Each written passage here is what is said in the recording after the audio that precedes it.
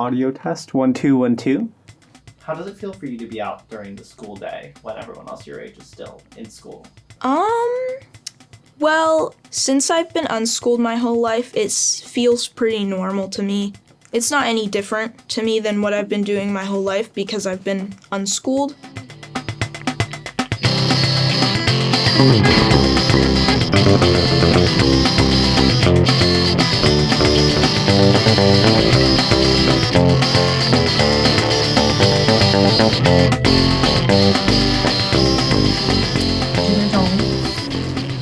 Do you want to start walking the way we did like last time and start at Jimmy John's, sit in Rosa Park Circle, you can eat, Sounds good hit to up me. Philwin's and Starbucks from there. Hit up. All right, then I'm going to go to the bathroom. Okay. Anybody else need anything before we head out? I would describe flying squads as a friend group, I think, because everyone there is friendly to each other and, you know, it's basically just hanging out and exploring downtown without, you know, feeling restricted by having a guardian there. Flying Squads is a group liberation-focused program for youth where we get together and because we're navigating groupthink, we have to collectively make decisions on where we want to go and what we want to do, and we do it in a way that is very public and in our centers of community and in our towns and in our cities where maybe kids wouldn't be expected to be seen, especially during school hours. Oh, look at the Cybertruck! Oh yeah, we saw another one of those the other day. That is hideous.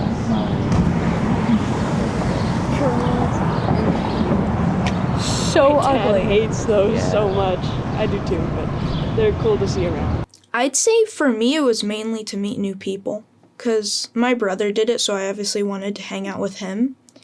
And yeah, just to meet new people and to build new friendships. I think in Grand Rapids in particular, people came to Flying Squad for community and for a sense of belonging and for a little bit of a sense of adventure, like doing something different. So if you are an unschooled or homeschooled kid and you're trying to look for community, all we had in common is that we were willing to like be out in the world and walking around and exploring.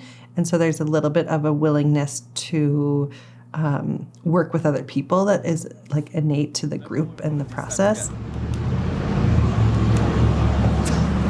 If I throw rock enough, I'll win.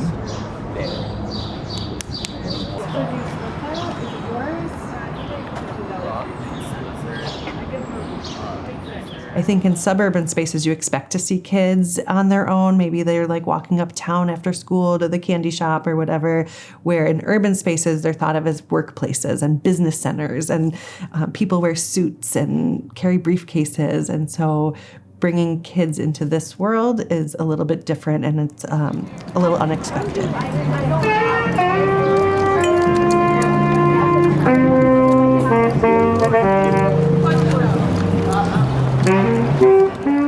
You guys ever get like reactions in public as a bunch of children out during like the workday? Absolutely. And one of the funniest and maybe kind of an inside joke in Flying Squad is a lady came up to me and some of my friends while we were sitting at a bus stop and asked why we weren't in school. And we said we were homeschooled. And she said, "Congratulations," and then asked if we were only homeschooled for the day. And it didn't really make sense, but that is something we reference, I'd say.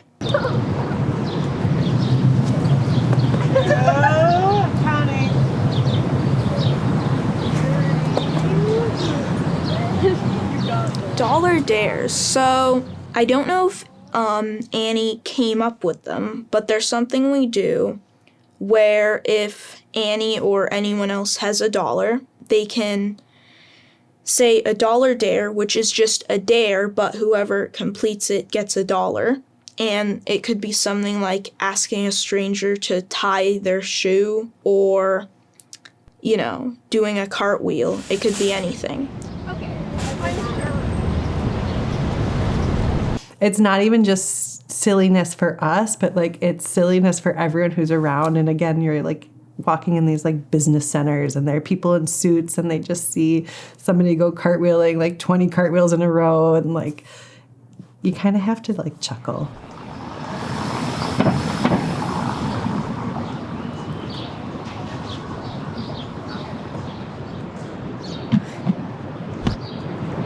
I think that's checkmate. Okay. So is the game over? Do I just do this? Is that what Sure, cool yeah. people do in chess? Pleasure doing business with you. I see my role as mostly really just like a bodyguard. Like I take a backseat to any of the planning that we do. I might like point out if there's, some way that we're being disrespectful in a way that like feels like it's harming the people around us or the community around us. But really like I'm there to give like the glare, the eye, if somebody starts giving us the eye, and just hold space to be like, no, we're here and we belong here.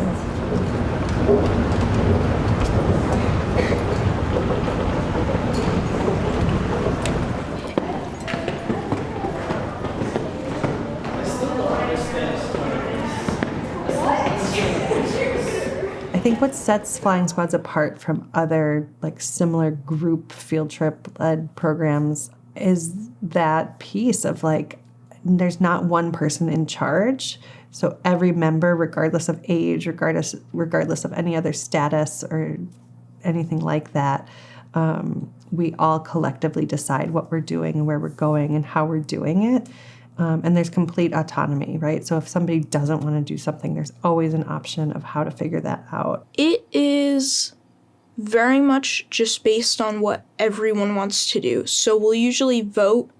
So if one person, say, wants to go to a restaurant to get food, if the majority also wants to do that, we'll most likely do that. 2 votes for sure for River, and the rest were off for Tire Swing. 3 votes. And you and I don't care. All right, so River, Tire Swing. I think it's just gonna be cold at the river. So. You think it's gonna be cold at the river? Tire Swing then? Building 6. Big casino. Building 10. Is there anywhere else anyone wants to go today? No. Only 120. I'm happy to just hang here.